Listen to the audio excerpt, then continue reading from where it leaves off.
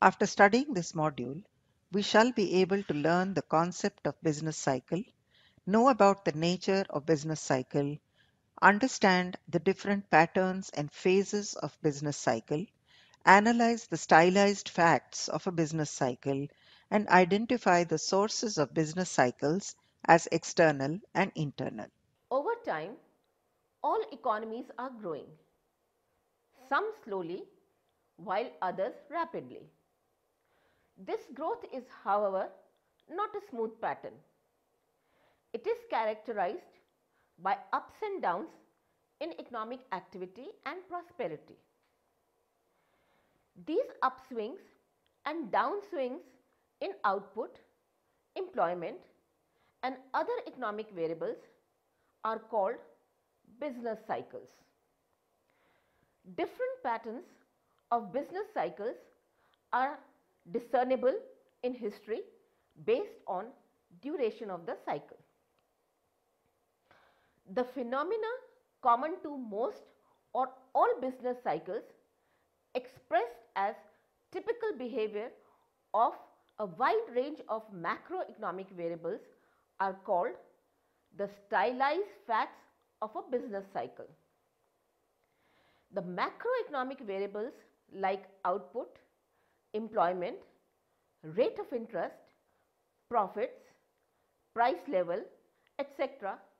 typically increase during expansionary periods and decrease during a downslide.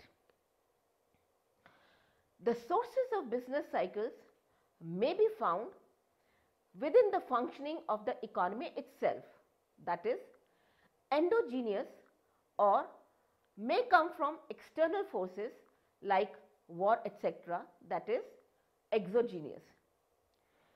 These cycles have become much less frequent and less severe over time. Their duration has also reduced. When most businesses across an economy are flourishing, it takes the economy to prosperity and growth. The business conditions are healthy with employment growing rapidly. Handsome wages and salaries are earned and profits are soaring, leading to rising living standards and sustained high demands. Capacity utilization is high with factories working overtime. Prices are high with or without inflation in the economy. Such periods of prosperity, however, do not last forever. These are often followed by business downturns wherein jobs are hard to find, unemployment and underemployment rises. Capacity utilization is low with deteriorating business performances and low and falling profits, business failures, low output and real incomes with reduced spending, widespread pessimism, tight credit conditions and a downturn in the financial and real sectors of the economy. Such downturns are usually short and mild, but there have been incidences of such conditions persisting for a decade and causing economic hardship, as in case of the Great Depression of the 1930s or in Japan in the 1990s. To put precisely, business cycles recurrent, leading to economic wide swings in aggregate output, income, employment and other economic variables in market oriented economies, which usually last for a period of 2 to 12 years. These are marked by widespread expansion or contraction in most segments of the economy. All economic activities witness ups and downs. No business is ever steady. When most businesses across an economy are flourishing, it takes the economy to prosperity and growth. The business conditions are healthy, employment grows rapidly, handsome wages and salaries are earned, and profits soar, leading to rising living standards and sustained high demand. Capacity utilization is high with factories working overtime. Prices are high with or without inflation in the economy. Such periods of prosperity, however, do not last forever. These are often followed by business downturns wherein jobs are hard to find, unemployment and underemployment rises, capacity utilization is low with deteriorating business performances and low and falling profits, business failures, low output and real incomes with reduced spending, widespread pessimism, tight credit conditions, and a downturn in the financial and real sectors of the economy. Such downturns are usually short and mild, but there have been instances of such conditions persisting for a decade and causing economic hardships, as in the case of the Great Depression of the 1930s or in Japan in the 1990s. Eventually, the bottom is reached and recovery begins. The recovery may be short lived and incomplete. It may be marked by a quick upsurge in prices and speculation, followed by another slump, or it may be so strong as to take the economy to new heights of economic achievements and sustained prosperity.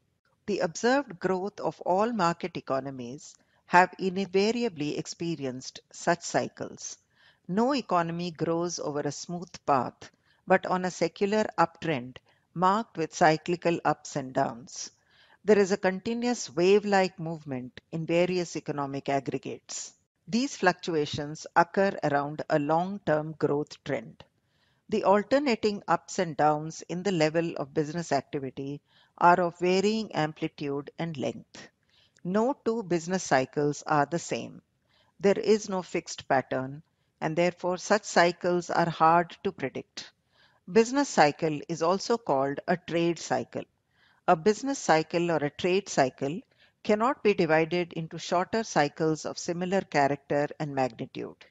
These are usually measured by considering the growth rate of real gross domestic product. Different patterns of business cycles are discernible in history based on the duration of the cycle. These cycles normally last for 2 to 12 years. It can be seen in the graph that there are up and down movements over the upward moving growth curve. The business cycles do not follow any fixed pattern. Their duration and magnitude varies from time to time and place to place. Schumpeter proposed the following patterns of business cycles based on their periodicity: long wave, medium wave, and short wave. The long wave includes the Kuznets infrastructural investment cycle or the building cycle of 15 to 25 years, named after Simon Kuznets, and the Kondratiev wave or long technological cycle of 45 to 60 years, named after Nikolai Kondratiev. Major technological innovations like steam power, railroads, industrial and automobile electrification, and resulting structural changes are the main forces behind such long cycles. The medium wave refers to the jugular fixed investment cycle of 7 to 11 years. This is associated with the life cycle of investment goods that initiate fluctuations in major economic variables. After World War II, the duration of these cycles has got reduced to 5 to 7 years for most Western countries. The jugular cycles are considered to be true business cycles. The short wave. This is the kitchen inventory cycle of 2 to 5 years, named after Joseph Kitchen. The stochastic exogenous influences were seen to dominate the evolution of the economy. Variables like inventory stocks respond to these influences temporarily but eventually return to their equilibrium values. It is not established if all these cycles really exist, and literature has extensive discussions only on the medium and short wave cycles. The jugular cycles are considered to be true business cycles. All market economies exhibit cyclical upswings and downswings around a long-term growth curve. Broadly, a business cycle has four phases or stages: expansion or prosperity, recession or crisis, depression, and recovery. These phases occur at irregular intervals and last for varying lengths of time. Let us discuss these phases one by one. Expansion or prosperity is also called a boom period. Starting from an equilibrium position, such a phase may result from an increased demand for consumption or investment.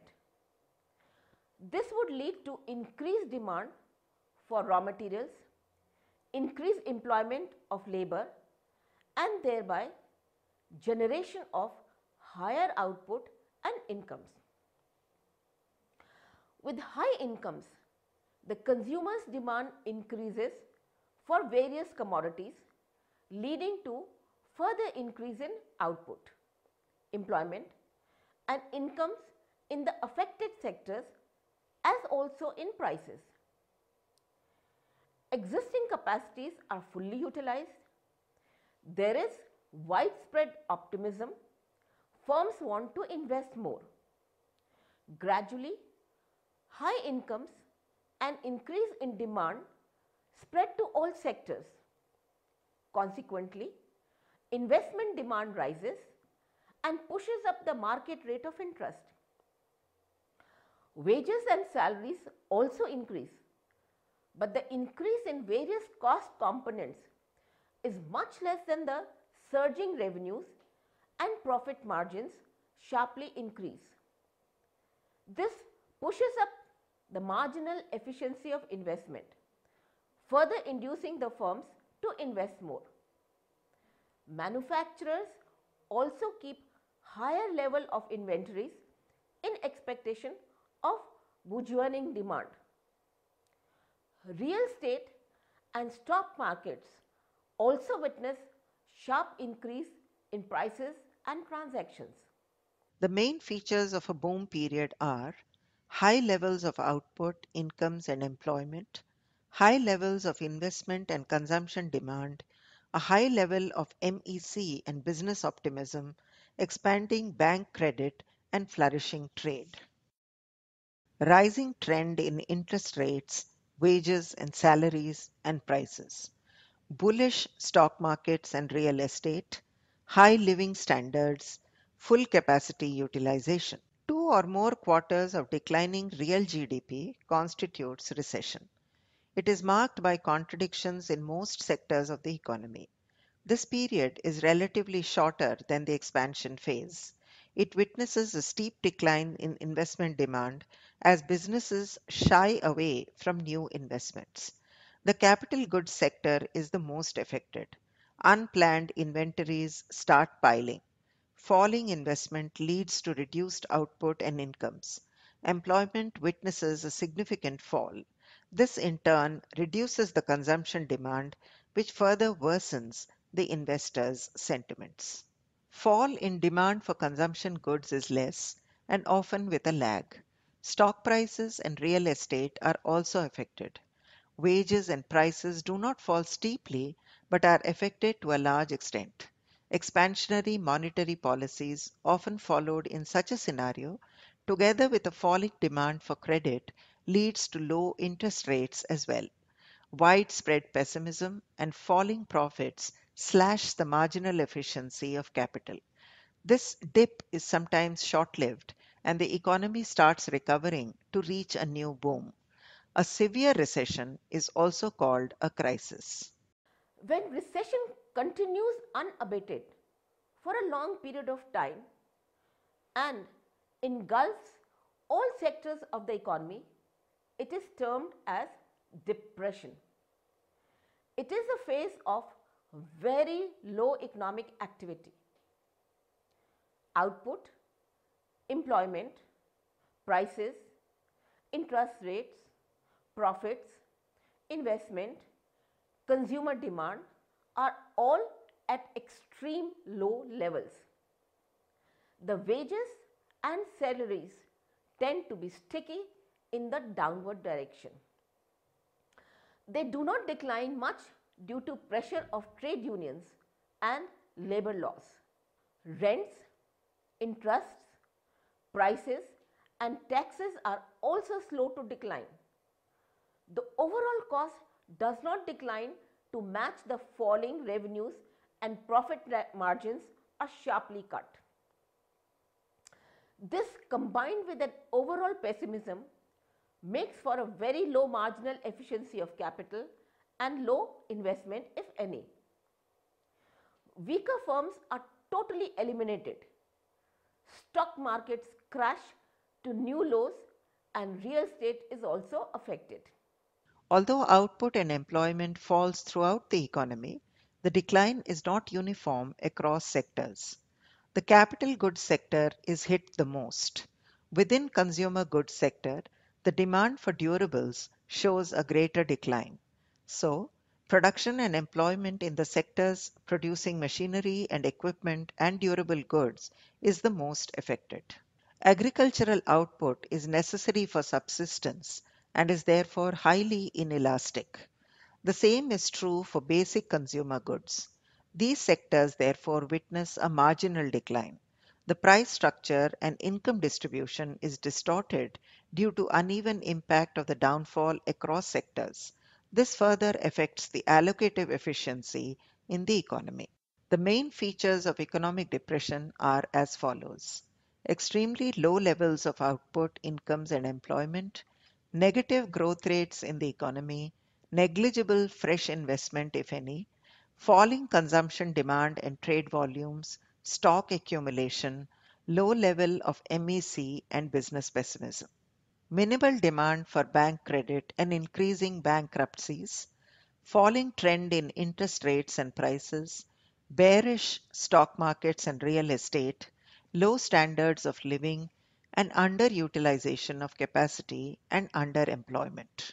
Recovery. This is often a gradual phase. It may be started by counter-cyclical governmental policies or may begin on its own once the pent-up inventories start vanishing and fresh demand shows up. Economic hardships compel workers to work at lower wages. Consumers start resuming their postponed consumption of durable goods, and newly employed workers also create a demand in the economy. This leads to increased employment and flow of incomes in the hands of people, leading to further increases in consumption demand. Producers become optimistic and start replacing their capital stock. Banks with excess liquidity are also willing to lend at low rates. All this increases investment and employment. With increasing demand and incomes, prices may also increase. This pushes up the marginal efficiency of capital and creates a new investment demand in the economy. Stock prices move up. Debt recoveries also start taking place. Things start taking a positive shape, and the recovery takes the economy to new heights of prosperity. The economy reaches the lowest point, trough, and would often require some policy support to start with the process of recovery. It may also slide back after an initial attempt to recovery before it is finally able to recover and reach new heights. An economy need not necessarily enter the depression phase and may recover on its own after an initial crisis. Let us now proceed to analyze the stylized facts of a business cycle. Empirical studies of business cycles suggest that features common to most observed business cycles can be isolated. Broadly, the economic sectors and variables can be identified as leaders, those variables and sectors which are fast to respond and are affected the most; coinciders, where the changes are observed at a level at par with the overall magnitude; and laggers, where the response comes with a lag and is not too severe. Stock exchange rates, market turnover, employment in manufacturing sectors, investment in capital goods are leaders. The related sectors move in conformity. Aggregate output and profit movements are coinciders, and the wages and prices and median term interest rates are laggers. Business profits show much higher amplitude than other affected variables. The production of capital goods exhibits a higher amplitude than the production of consumer goods. Within consumer goods, the output of durable goods shows a higher amplitude than that of non-durable ones.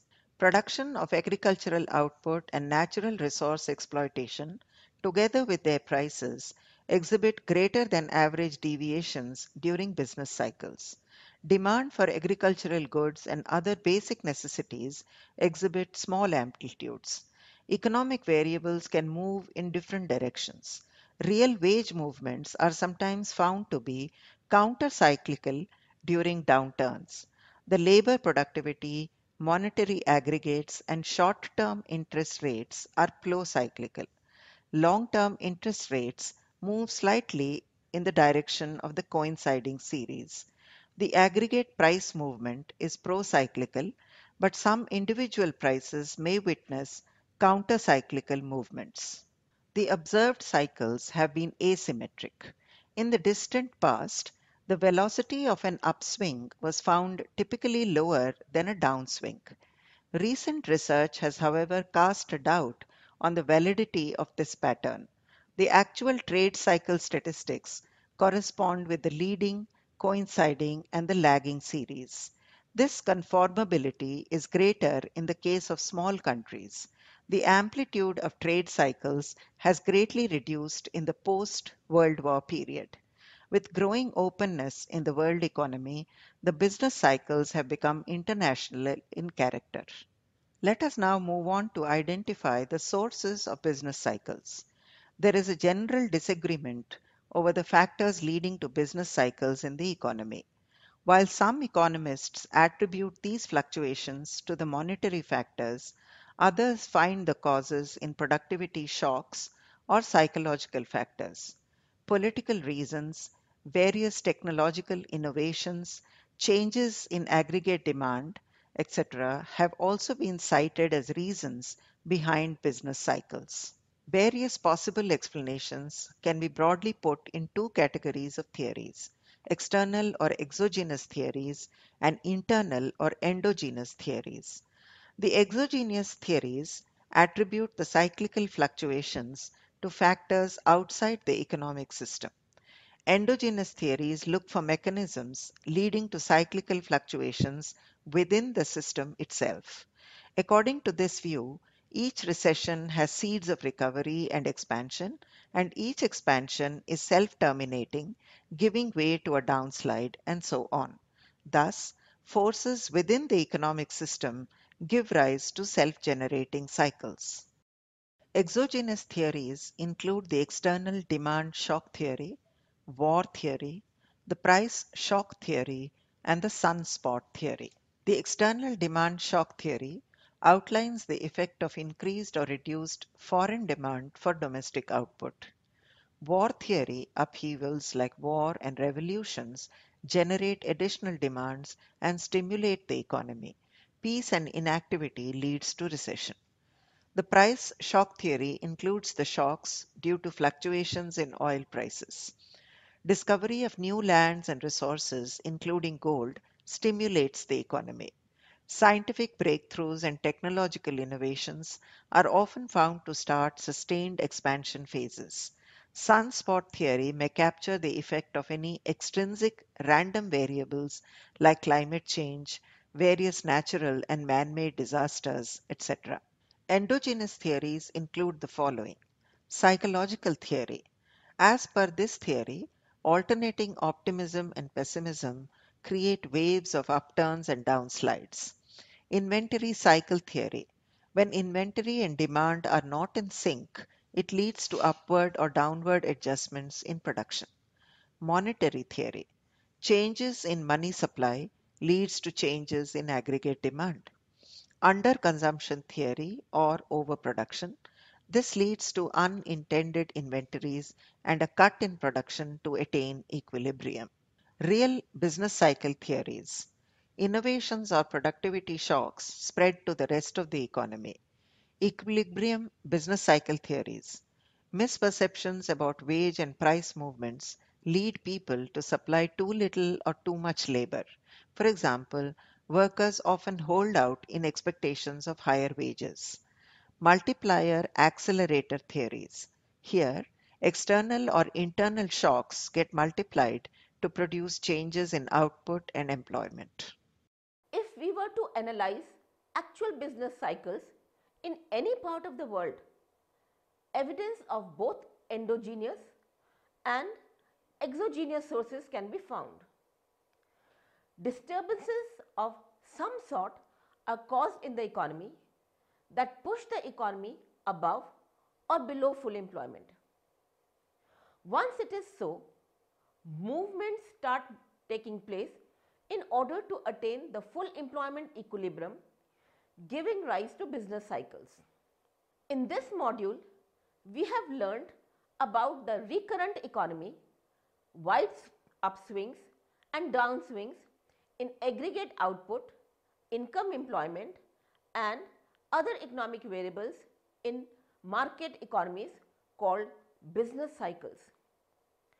Business cycles are categorized as long wave, medium wave and short wave based on their periodicity. A business cycle has four phases: expansion or prosperity, recession or crisis, depression and recovery.